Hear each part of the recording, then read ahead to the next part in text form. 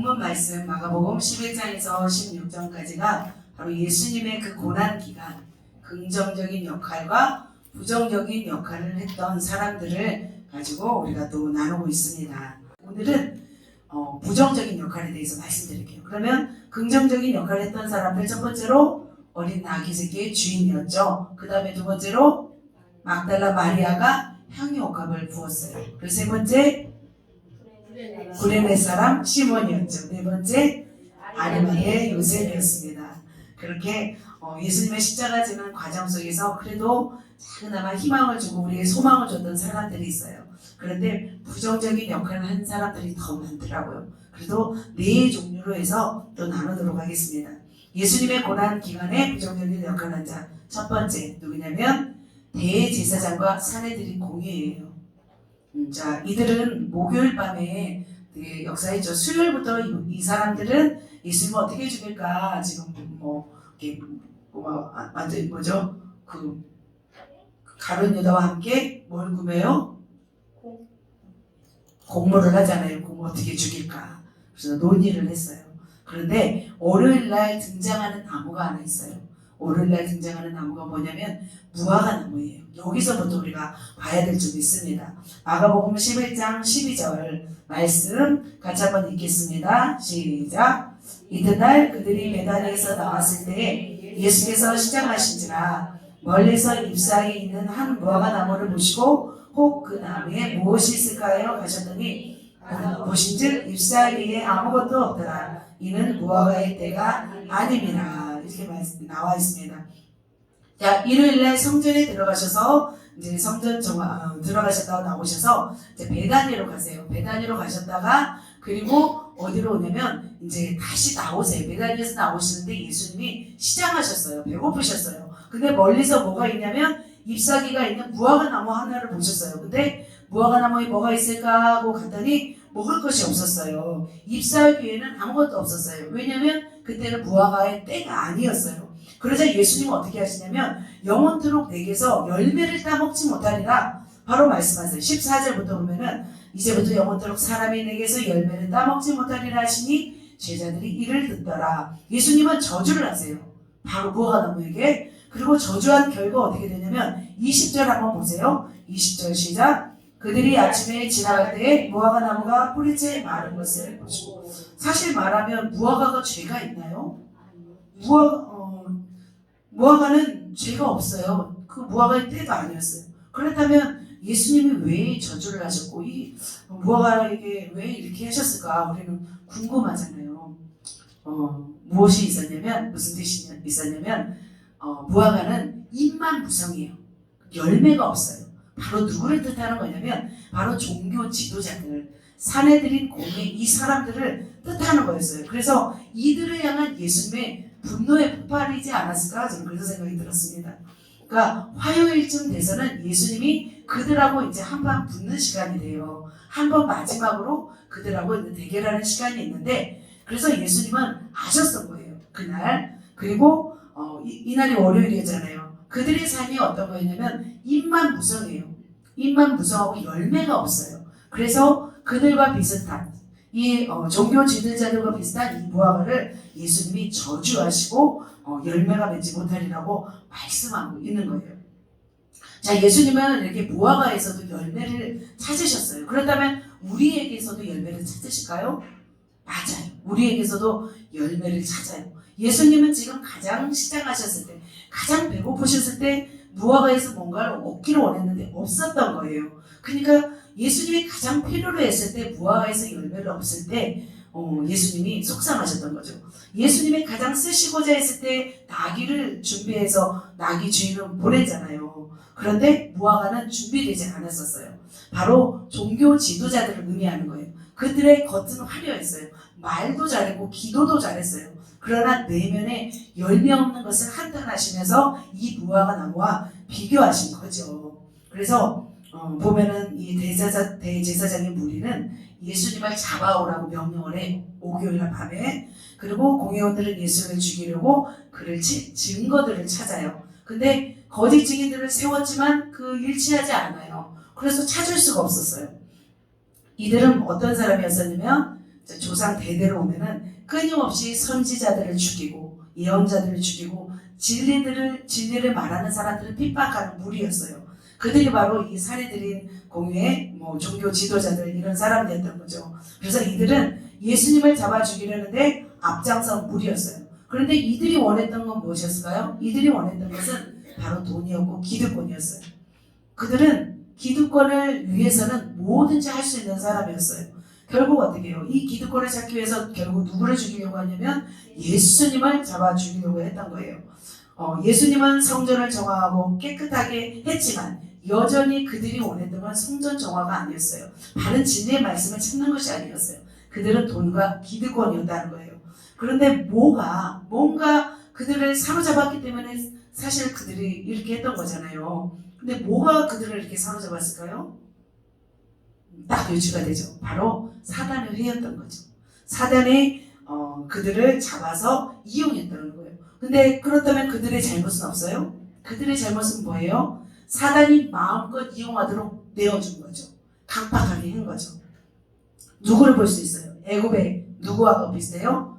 바로 왕과 비슷할 수 있어요. 자, 이스라엘 민족을 핍박하고 노예로 삼았어요. 바로 왕이. 그런데 모세를 통하여 바로를 물리쳐요. 그리고 홍해를 가르고 그곳에 바로 왕과 그 애국 군대를 다 수장을 시켜버려요. 그는 강팍했어요. 하나님이 강팍하도록 내버려 두었어요. 왜냐하면 그들의 본성은 여전히 강팍하지만 하나님이 은혜를 주시면 강팍함을 또 부드럽게 할 수도 있지만 하나님은 은혜를 주시지 않았던 거죠. 그냥 부정적인 성품 그대로 죄성대로 놔두셨어요. 은혜를 베푸지 않았어요. 그리고 10가지 재앙을 통해서 그들을 어떻게 해요? 몰살시키고 하나님의 크심을 나타냈던 거죠. 지금 마찬가지로 대제사장과 사내들인 공회회를 통해서 예수님을 잡아 죽이고 핍박하는 일에 하나님이 허락하신 거예요. 그들에게. 왜냐하면 예수님은 어차피 예수님은 누군가에 의해서 죽으셔야만 했어요. 죽으셔야만이 성령님이 오시고 죽으셔야만이 우리가 다시 살 수 있는 길을 여시기 때문에 예수님은 어차피 죽으셨는데 누구를 통해서? 바로 이들 악한 자들을 통해서 예수님이 이렇게 하시도록 허락하신 거죠. 그래서 하나님은 어떻게 하셨냐면 그들이 철저히 듣기는 들어도 깨닫지 못하고 구원받지 못하도록 눈과 귀를 가려우셨어요. 그래서 이사야 6장 9절에서 10절 보면 이런 말씀이 있어요. 제가 읽겠습니다. 듣기는 들어도 깨닫지 못할 것이요 보기는 보아도 알지 못하리라. 이 백성의 마음을 둔하게 하며 그들의 귀가 막히고 그들의 눈이 감기게 하라. 염려하건대 그들의 눈으로 보고 귀로 듣고 마음으로 깨닫고 다시 돌아와 고침을 받을까 하느라. 이 말씀이 있어요. 바로 뭐냐면 그들로 하여금 악의 도구로 사용하시고 버림받도록 내어주신 거예요. 이 사람들은 하나님께서 이렇게 하신 거죠. 그들은 쓸모가 없었어요. 겉으로는 회칠한 무덤이었잖아요. 예수님께서 겉으로는 화려했지만 그 속에는 아무 열매 없고 속에는 악독이 가득한 자들이었어요. 그렇다면 그것을 보면서 이 무성한 그 무화과 나무 잎을 보면서 우리가 깨닫고 우리가 또 찾아야 할 것은 무엇일까요? 우리가 깨닫고 우리가 도전받아야 할 것은 무엇일까요? 바로 우리는 열매 없는 자가 되면 안 된다는 거예요. 주님이 가장 필요할 때 열매를 맺어야 된다는 거죠. 그래서 우리는 준비되어야 돼요. 저는 준비되어야 된다고 생각합니다. 많은 사람들이 주님을 위해서 사용되고 싶어 하세요. 오늘도 전화 오셨던 분도 주님을 위해서 크게 쓰임받고 싶어 하세요. 많은 사람들이 그렇게 열망해요. 그런데 막상 주님이 쓰시려고 했는데 준비가 안 된 거예요. 그러면 쓸 수가 없는 거예요. 그렇다면 우리는 무엇을 준비해야 될까요? 저는 이 무성한 무화과 나무를 보면서 우리는 무엇을 준비할까 다시 한번 생각하게 되었습니다. 두 가지죠. 하나님의 마음에 합한 자가 되어야 되는 거고, 두 번째로는 이웃에게 하나님의 사랑을 나타낼 수 있는 사람으로 준비되어야 된다는 거예요. 그래서 그러면 4가지로 제가 말씀드릴게요. 하나님과의 관계, 하나님 마음에 합할 수 있는 영성이 준비되어야 되는 것 같습니다. 사실은 이런 말씀은 신학생들이나 주의 종들에게 하는 말씀인데 어떻게 보면 우리 모두가 지금 제자잖아요. 그래서 하나님이 이 말씀들을 하기를 원하시는 것 같아요. 그래서 영성이 준비돼야 돼요. 두 번째로는 하나님과 사람에 대한 지식을 습득하고 공부하여 지성이 준비돼야 돼요. 그리고 세 번째로는 우리의 삶 속에서 아까 말씀드렸잖아요. 상처가 치유되지 않고 온전히 회복되지 않으면 하다가도 사람들을 힘들게 할 수 있고 하나님의 영광을 가릴 수 있어요. 그래서 우리는 아름다운 향기를 나타낼 수 있는 인격과 성품을 준비돼야 돼요. 그리고 마지막으로 영혼들을 주께로 인도할 수 있는 천국 백성으로 만들 수 있는 실력이 준비돼야 된다는 거예요. 바로 말씀과 기도로 인격과 성품을 닮아 영성을 준비하는 것이고, 또 나만의 가진 달란트 은사를 가지고 또 말씀과 지성을 연마하여 실력을 갖추면 됩니다. 그래서 이 세상에서는 보면은 특출난 거 하나 있으면 살아갈 수 있어요. 마찬가지로 주님의 일을 위해서는 우리가 재능이 개발되고 무기가 있어야 될 줄 믿습니다. 그래서 한 가지를 택하시면 돼요. 지성이든 영성이든 성품이든 체력이든 실력이든 다 준비되고, 이제 개별적으로 보면은 말씀이면 확실하게 말씀, 기도면 확실하게 기도, 전도면 전도, 그리고 양육이면 양육, 치유면 치유. 저는 이제 다 하려니까 사실 쉽지 않은데 성도들은 다 하지 않아도 돼요. 한 가지 내게 하나님께서 부어주신 것을 부기를 삼는 거예요. 그리고 행정이면 행정, 그리고 물질이면 물질. 한 가지를 잡고, 또 외국어도 필요해요. 다양한 그 재능들이 있잖아요. 그런 것도 또 영적인 영안이 열리는 거 확실하게 열리고, 우리 김우신 지사님 지금 막 열어지고 있습니다. 이제 골고루 다 갖추면 이제 갖추는 대로 또 쓰지만, 각자 역량 안에서 우리가 최선을 다해서 준비하면 열매 있는 무화과 나무가 되어서 언제든지 주님이 배고프다 하면 따먹을 수 있는 그런 사람으로 준비되는 것 같습니다. 그래서 주님이 진짜로 필요할 때, 주님 제가 여기 있습니다, 제가 누구입니다, 나를 쓰십시오 하고 이렇게 내어드리는 그런 사람들이 되시기를 예수님의 이름으로 축복합니다. 아멘. 자, 예수님의 고난 기간에 또 부정적 역할을 한 사람 또 두 번째입니다. 누구냐면 누구일까요? 가장 부정적인 역할을 했던 사람이죠. 가룟 유다. 가룟 유다가 저는 가장 어떻게 보면 14장부터 나오고 있어요. 14장을 펴주시고 10절에서 11절입니다. 같이 한번 읽을까요? 시작. 열둘 중에 하나인 가룟 유다가 예수를 넘겨주려고 대제사장들에게 가매 그들이 듣고 기뻐하여 돈을 주기로 약속하니 유다가 예수를 어떻게 넘겨줄까 하고 그 기회를 찾더라. 이렇게 기회를 찾던 사람이 바로 유다였어요. 이틀 전, 예수님의 십자가 지기 이틀 전에 온 인류를 위해 십자가 지도록 도와주는 사람이 바로 유다였어요. 그러니까 가룟 유다는 예수님의 죽음에 이르도록 다리 역할을 한 사람이었어요. 예수님이 순환 당하실 것이 사실 예언되었지만 사실 그 역할을 하면 돼요, 안 돼요? 안 되는 거예요. 그래서 마가복음 14장 10절에 열둘 중에 하나인 가룟 유다가 예수를 넘겨주라고 대제사장들에게 가는 거예요. 가룟 유다는 누구였어요? 예수님의 제자였어요. 다른 사람도 아니고 예수님의 제자로 같이 다니면서 먹고 마시고 훈련받은 사람이 이제 그 악한 일을 한다는 것은 사실 인간적으로 도리가 아니죠. 그것은 배운 망덕한 행동이죠. 그들은 어떻게 해요? 기뻐했어요. 이 대제사장인 무리들은 기뻐해서, 그리고 돈을 주기로 약속해서, 은30이잖아요. 은30은 한 사람의 노예 한 사람의 값인 거죠. 그리고 유다는 어떻게 예수를 넘겨줄까? 기회를 찾고 있었어요. 수요일부터. 수목금이잖아요. 수요일부터 바로, 그러니까 그 전에는 그런 생각을 했는지 안 했는지 모르겠지만 바로 이제 막 압축돼서 그 기회를 찾고 있었던 거예요. 근데 유다는 그 이제 예수님의 십자가 죽음에 동조하는 일을 하여서 저주를 받았어요. 처음부터 예수님을 잡아 죽이려고 하지는 않았을 거예요. 그 유다는. 그런데 그가 바라던 것이 있었어요. 가룟 유다는 뭘 원했냐면 로마의 압제로부터 해방시켜줄 지도자를 찾고 있었고, 예수님이 그 지도자라고 생각했던 거예요. 어떻게 보면 가룟 유다의 야망이었던 거예요. 열망이었던 거예요. 그런데 예수님이 그 가룟 유다의 야망도를 했어요, 안 했어요? 예수님은 안 하셨어요. 그러자 이 가룟 유다는 화가 났던 거예요. 자기의 원대로 하지 않고 앉아 예수님을 돈을 받고 이제는 대제사장의 무리에게 팔려고 했던 거예요. 아무리 그래도 사람이라는 것은 이 도리가 있는 거잖아요. 스승을 돈을 받고 파는 것은 가장 어떻게 보면 파렴치한 행동인 것 같습니다. 아까 말했던 것이 배운 망동한 행동인 것 같습니다. 그러니까 주님이 말씀하신 대로 가룟 유다는 태어나지 말았어야 할 사람이었어요. 근데 태어나서 어떻게 살았어요? 열심히 민족을 위해서 살아보려고 했죠. 그리고 민족을 로마로부터 구원하기를 너무 열망하면서 어떻게 해서 집을 떠났잖아요. 집 떠나서 예수님 따라다니면서 배웠어요. 그런데 그걸 어떻게 해요? 예수님 악한 자들에게 넘긴 악한 일을 하게 되어서 결국은 그가 파멸되었던 것을 볼 수 있습니다. 그렇다면 유다의 결과는 어떻게 되었어요? 여러분이 아시는 것처럼 은30을 성소에다 던져놓고 그리고 자기는 목매다가 죽어요. 그렇죠. 이곳이 바로 어디냐면 아겔다마 피밭이란 이름으로인데 토기장이의 밭을 사서 그것을 나그네의 묘지로 삼게 돼요. 그리고 흰놈의 골짜기 이곳에 위치한다고 합니다. 그리고 가장 어떻게 보면 가장 형벌은 지옥 가장 뜨거운 곳에 가는 거죠.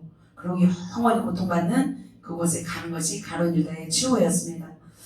가룟 유다의 어떻게 보면 일생에 때 가장 큰 실수는 자기 스승을 판 자기 스승인 예수를 판 것이죠. 그러니까 가룟 유다는 끊임없이 원하고 바랬던 것 같아요. 아까도 말씀드린 것처럼 그래서 이 나라를 로마로부터 해방시켜줄 능력자 메시아라고 믿고 따랐던 거예요. 근데 그렇게 열심히 따라다녔는데 어떻게 해요? 예수님이 그런 일을 하실 것 같지 않자 화가 났어요. 가룟 유다는 화가 나서 돈을 받고 예수님을 판 것이라고 볼 수 있습니다. 그렇다면 가룟 유다는 이렇게 악한 도구가 되어서 예수님을 팔고 예수님을 저주하고 어떻게 본인은 어떻게 보여요? 형벌을 받게 됐잖아요. 그렇다면 우리는 어떤 사람이 돼야 될까요? 그러니까 우리가 항상 우리가 성령에 충만하고 하나님을 사랑하면 선한 도구예요. 그런데 우리가 성령에 충만하지 않고 우리가 또 죄 가운데 있고 악한 마귀에 때로는 우리가 눌릴 때가 있어요. 그러면 어떤 도구가 되냐면 우리는 악한 도구가 될 수가 있다는 거예요.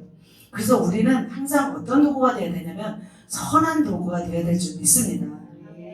그러니까 우리가 모르는 사이에 성령 충만하지 않고 나의 의가 또 나의 죄성이 또 일어날 때 그대로 방치해버리면 나도 모르는 사이에 악의 도구가 될 수도 있어요. 나는 아니지라고 생각하면 안 될 줄 믿습니다. 우리도 충만하지 않고 그렇게 살면 안 될 줄 믿습니다. 그래서 우리의 속성들, 육의 속성들을 날마다 제거하시고 우리는 그래서 날마다 내 자아를 죽이고 예수로 사는 삶이 되어야 될 줄 믿습니다. 그러면 지금은 예수를 파는 유다와 같은 사람이 있을까요? 없을까요?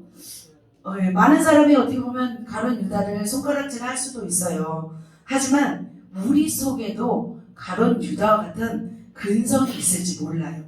그래서 우리는 그것을 뿌리째 뽑아야 될 줄 믿습니다. 우리는 우리의 이기심, 예수 믿고 교회 다니면서 예를 들면 축복받기를 원했어요. 그런데 얻지 못하는 거예요. 그러면 어떻게 해요? 우리가 유다의 근성이 올라올 수가 있는 거예요. 그 말했잖아요. 우리 목사님을 통해서 우리가 교회 부흥과 세계적인 사역이 열릴 거라고 믿었는데 목사님이 가셔버렸어요. 그러면 우리는 진공 상태가 돼요. 그러면 또 우리가 그토록 원하고 부흥을 원하고 우리 교회를 통해서 뭔가 하나님의 영광을 드리고 싶었는데 이게 좌절되었어요. 그러면 두 가지 반응이 일어난 거예요. 떠나든지 아니면 남아서 더 주님을 위해서 살든지. 유다의 어떤 그 근성이 있다면 화가 났을 거 아니에요. 내가 어떻게 살았는데, 내가 이 교회를 위해서 내가 어떻게 헌신했는데, 내가 주님을 위해서 어떻게 살았는데 이런 마음이 올라온다는 거죠. 이것이 바로 유다의 근성인 줄 믿습니다. 여러분은 어떠십니까? 여러분에게 하나님이 물어보시면 우리 교회가 부흥되지 않아도 여러분의 삶의 문제가 해결되지 않아도 오직 주님만 바라보며 주님만 사랑하실 수 있겠습니까? 굉장히 이게 큰 딜레마일 수도 있고 하나님이 바라보시는 훈련일 수 있습니다. 그러나 이것은 훈련을 통과하시길 예수님의 이름으로 축복합니다. 아멘. 그러면 유다의 근성, 그 근성이 뽑아나갈 줄 믿습니다. 세 번째입니다. 예수님의 고난 기간에 부정적인 역할을 한 자 세 번째는 누굴까요? 빌라도입니다. 빌라도 총독이죠. 마가복음 15장입니다. 마가복음 15장 15절 같이 한번 읽겠습니다. 시작. 빌라도가 우리에게 만족을 주고자 하여 바라바는 놓아주고 예수는 채찍질하고 십자가에 못 박히게 넘겨주니라. 네, 빌라도가 무리에게 만족을 주고자 하여 바라바는 놓아주고 예수님은 채찍질하고 십자가에 못 박히게 넘겨주었어요. 자, 그 당시에는 베들레헴 유다 지역을 누가 다스리고 있었냐면 헤롯 아켈라오가 다스리고 있었어요. 분봉왕이죠. 그의 아버지가 대헤롯이었죠. 아주 잔인하고 포악한 그런 왕이었어요. 그런데 그 지역에 밀란이 일어났어요. 그들이 많이 이제 밀란이 일어나서 그 사람 3, 4천 명을 죽이게 돼요. 이 폭동으로 인해서 이 사람을 죽이고 폭동이 또 일어났던 거죠. 이로 인해서 헤롯 분봉왕 아켈라오는 로마에서 추방을 시켜요. 어디로? 프랑스에 있는 고을 마을로 유배시켜버려요. 그리고 누가 오냐면 로마의 총독 빌라도가 이 지역을 관할하게 된 거예요. 그래서 빌라도는 나름대로 이 폭동을 진압시키고 그 큰 의무가 있었던 거예요. 왜냐하면 폭동이 일어난 지역을 이제는 잠잠시켜야만이 이제 승진도 될 수 있는 거예요. 그래서 나름대로 사명을 가지고 이 땅에 온 거였어요. 그런데 얼마 지나지 않아 큰 사건이 일어난 거예요. 이 폭동이 일어난 거예요. 예수를 잡아 죽이려고 하는 유대인들의 폭동이 일어난 거죠. 그래서 나름대로 빌라도도 굉장히 어려운 지금 사건을 맞이했던 거죠. 그런데 그는 예수님을 신문하는 과정에 뭘 알았냐면 예수님이 죄가 없음을 알았어요. 네가 유대인의 왕이냐? 이렇게 물어보잖아요. 그러자 예수님은 아무 말씀도 안 하세요. 그러다가 이렇게 얘기하죠. 내 나라는 이 땅에 속한 것이 아니다. 나는 진리를 증언하러 왔다. 이렇게 말해요. 그런데 빌라도는 예수님을 십자가에 못 박도록 내어줘요. 왜 내어줬냐면 결정적인 단서가 요한복음 19장 14절에 있어요. 제가 읽어볼게요. 그러나 사람들이 하는 말 자기를 왕이라 하는 자는 가이사를 반역하는 자니이다. 이렇게 하는 거죠. 그러니까 로마의 반역죄이다. 이 뭐죠? 자기를 왕이다. 예수님이 자기를 왕이라 하기 때문에 이 사람을 그냥 놔두면 가이사에게 반역을 하는 죄다. 라고 하면서 어쩔 수 없이 십자가에 못 박도록 사람들이 동조하는 거죠. 그래서 빌라도는 이 과정 속에서 굉장히 많이 근심을 했어요. 고민을 했어요. 그런데 빌라도는 뭘 선택했냐면 진실을 선택하지 않았어요. 진리를 선택하지 않았어요. 그는 자기 위치를 선택한 거죠. 그러니까 로마로부터 지금 발령받아 온 곳의 목적은 폭동을 잠재우고 그 땅을 잘 어떻게 다스리는 거였죠. 근데 그로 인해서 그는 승진하기를 원했어요. 계속 유대인 땅에 있기를 원했겠어요? 자기 지역으로 가서 또 승진하기를 원했겠죠. 그런데 결과 어떻게 되냐면 빌라도는 이렇게 예수님을 십자가에 못 박도록 내어드린 결과 7년 정도, 그곳에서 7년 정도밖에 총독을 하지 않아요. 그리고 유배받아서 빌라도는 사라져요. 그렇게 사라지는 사람이 되었어요. 그렇게 자기는 뭘 원했어요? 승진을 원했고 자기 위치를 원했지만 결국 예수님을 그렇게 하자마자 바로 하나님이 바로 사라지게 하는 거죠. 만일 빌라도가 예수님을 십자가형을 내리지 않았다면 어떻게 됐을까? 저는 생각을 했어요. 그렇다면 그럴 수도 있어요. 총독 자리에 계속 있을 수가 있었던 거죠. 그리고 축복도 받았을 수도 있습니다. 그런데 하나님은 그 약한 것을 그대로 사용하셔서 그렇게 예수님을 죽이는 역할로 하였습니다. 저는 이걸 보면서 뭘 느끼냐면 높은 자리에 있는 자들에게 선택이 중요하구나. 이 빌라도 한 사람의 이 선택에 의해서 예수님이 죽고 사는 게 결정되었던 거예요. 사내들인 공유에서는 예수님을 죽일 수 없었어요. 십자가형을 할 수가 없었어요. 바로 빌라도의 이 말 한마디를 인해서 예수님이 죽고 사는 것이 결정되었어요. 그래서 바로 중요한 역할이 너무 중요하다는 거, 높은 자리에 있는 사람이 중요한 역할이죠. 그래서 막 아브라함이 그러잖아요. 뭘 선택했어요? 이스마엘을 낳았잖아요. 하갈을 통해서 이스마엘을 낳았잖아요. 아무리 사라가 여종을 통해서 자식을 낳으라고 했어도 난 안 하겠다 하면은 안 낳잖아요. 그런데 그 이스마엘 때문에 지금까지 중동 전쟁이 쉬지 않고 일어났잖아요. 그 노아도 그렇게 위대한 일을 했다가 이제 농사 졌다가 포도주를 마시고 술이 취해서 벌거벗고 누워 있잖아요. 그래서 그 아들 함이 막 그 나쁜 짓을 했는지 그래서 노아가 저주하잖아요. 함의 아들 가나안은 저주를 받게 하잖아요. 그래서 가나안의 후손들이 노예로 살았던 거예요. 그러니까 그 한 사람의 그 지도자의 한 사람의 말에 의해서 이렇게 결정된 거죠. 모세가 반석을 2번 치지 않았더라면 가나안 땅에 들어갔을 거예요. 마찬가지로 우리에게는 리더잖아요. 저도 굉장히 중요하다는 생각이 들어요. 제가 어떻게 하느냐에 따라서 이 교회가 달라질 수 있고 좋게 될 수 있고 마찬가지로 셀 리더인 여러분의 한마디 말로 인해서 또한 여러분의 삶을 통해서 새로운들이 달라질 수 있는 거죠. 그래서 리더 한 사람의 자신의 이득을 위해서 잘못 결정하면 그 파급력이 너무 크다는 거예요. 바로 빌라도의 그 한 번의 잘못된 판정으로 인해서 어떤 일이 있어요? 빌라도에게는 어떤 고난이 있어요? 사도신경이 나오잖아요. 모르나요? 빌라도에게 고난을 받아 십자가에 못 박혀 죽으시고, 빌라도에게 고난을 받아 십자가에 못 박혀 죽으시고, 아시죠?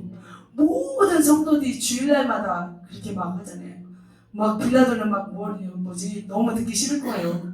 뭐 사도신경에도 이렇게 써 있어서 그 한 번의 실수로 이렇게 지금까지 몇 년이 됐어요. 수천 년 동안 계속 입에 오르락내리락 하는 사람이 되었다는 거예요. 그래서 우리가 리더이십니까 여러분? 리더라면 자신의 이득이 아니라, 자신의 위치가 아니라 뭘 선택해야 될까요? 진리를 선택하고 진실을 선택하고 바른 것을 선택해야 될 줄 믿습니다. 아멘. 마지막으로 예수님의 고난 기간에 부정적인 역할을 한 자가 있습니다. 바로 누굴까요? 금요일 새벽에 등장하는 헤롯 안티바스입니다. 헤롯 안티바라고 하고 실제 이름은 헤롯 안티바스입니다. 여기는 누가복음 23장에 기록되어 있어요. 누가복음, 마태, 마가, 누가복음입니다. 누가복음 한번 찾아서 읽겠습니다. 누가복음 23장 11절 말씀입니다. 자, 찾으신 분이 같이 읽겠습니다. 시작. 헤롯이 그 군인들과 함께 예수를 업신여기며 희롱하고 빛나롯을 입혀 빌라도에게 들어오니. 네, 자, 헤롯이 그 군인들과 함께 예수를 업신여겼어요. 희롱하고 빛난 옷을 입혀서 빌라도에게 보냈어요. 바로 이 헤롯 안티파스예요. 이 사람은 대헤롯의 아들이에요. 아까 말했던 아켈라오는 예루살렘 근처, 베들레헴 근처를 다스리는 분봉왕이라면 헤롯 안티파스는 갈릴리 지역을 다스리는 분봉왕이었어요. 그의 동생의 아내 헤로디아를 취한 사람이고 아주 교활한 사람이었어요. 근데 23장 8절에 보면 누가복음 23장 8절에 보면 어떻게 써 있어요? 헤롯이 예수를 보고 매우 기뻐하니 이는 그의 소문을 들었으므로 보고자 한지 오래였고 또한 무엇이나 이적 행하심을 볼까 말았던 영혼이라 이렇게 말씀하고 있죠. 그는 예수님의 소문을 들었어요. 그리고 무엇이나 이적 행하심을 원하였기 때문에 예수님을 굉장히 보고 싶어 했었어요. 그런데 여러 말로 물어봐요. 그런데 예수님은 아무런 대답도 하지 않으세요. 그러자 어떻게 하면 예수님을 업신여기고 희롱하고 빛난 옷을 입혀서 다시 빌라도에게 보내요. 이 짧은 이 글귀 속에 이렇게 한 결과 빌라도는 어떤 벌을 받을까? 헤롯왕은 어떤 벌을 받을까요? 바로 하나님이 벌을 내려버리시더라고요. 어떤 벌을 내리시면 문헌에 보니까 어느 날 헤로디아의 동생이 있어요. 헤로디아의 동생이 아그리파 1세예요. 그 충에 먹어 죽인 사람이잖아요. 신의 소리로 해가지고 그 사도행전을 보면 충에 먹혀 죽은 헤롯 아그리파 1세인데 그 1세가 로마 왕이었던 가이우스 왕의 총애를 받고 그 북동부 갈릴리 북동부 지역이 빌립2가 다스렸던 곳이에요. 근데 그곳을 이 아그리파에게 주는데 분봉왕이라는 칭호가 아니라 이제는 왕이라는 칭호를 받고 오게 돼요. 그 북동부 지역을. 그러자 안티파스의 아내 헤로디아는 그 야망이 있었던 여자예요. 그래서 헤롯 안티파스를 막 자극해요. 그래서 당신도 막 로마에 가서 로비에서 왕의 자리를 막 받아오라고 막 독촉을 했어요. 그러자 안티파스가 할 수 없이 로마로 가요. 이 헤롯 안티파스가 얼마 지난 예수님이 죽고 나서 헤롯 안티파스가 로마로 가고 있는 동안에 이 아그리파 왕이 편지를 써요. 뭐라고 쓰냐면 헤롯 이 안티파스가 반역을 꾀하고 있다고 편지를 써요. 친하잖아요, 둘이. 왕이랑 로마 가이우스하고 이 아그리파 1세가 굉장히 정치술에도 능한 사람이거든요. 그래서 편지를 쓰고 그 로마 가이우스가 읽고 있을 때 헤롯 안티파스가 도착을 해요. 그래서 어떻게 되냐면 헤롯 안티파스를 유배 보내버려요. 유배 보내고 그 대신 헤로디아는 바로 헤롯 아그리파의 누나거든요. 누나니까 너는 어떻게 할래? 너는 네가 원하는 대로 살아라 했는데 이 헤로디아는 자존심이 있는 여자잖아요. 나 그냥 유배 간다고. 그래가지고 헤롯 안티파스하고 가서 평생 또 얼마큼 살았는지 모르지만 그렇게 해서 그 역사적으로 다 사라지는 인물이 되게 됐죠. 그토록 빛을 보고 싶어 했지만 예수님을 그렇게 함부로 여긴 사람을 어떻게 하나님은 처단시켜버리죠. 그러니까 헤롯 안티파스는 건드리지 말아야 할 분을 건드린 거예요. 바로 누구예요? 예수 그리스도를 건드린 거예요. 감히 하나님의 아들, 하나님을 어떻게 보면 조롱하고 희롱하고 이런 대역죄를 지은 거잖아요. 그래서 악한 자들은 다 악한 자기의 꾀에 다 넘어진 것 같습니다. 그렇게 헤로디아를 빼앗고 세례요한을 죽이고 예수님을 함부로 여긴 헤롯은 어떻게 결국 뜻도 펼쳐보지 못하고 역사 속에서 이렇게 사라지는 인물이 됩니다. 그러니까 아무리 어리석어도 적당히 해야지. 어떻게 하나님을 조롱한 거잖아요. 하나님을 희롱한 거잖아요. 하나님을 대적한 거라고 볼 수 있습니다. 그래서 우리도 마찬가지로 하나님의 이름을 망령되이 부르지 말고 또 하나님의 사람을 존중히 여길 때 하나님이 기뻐하는 것 같습니다.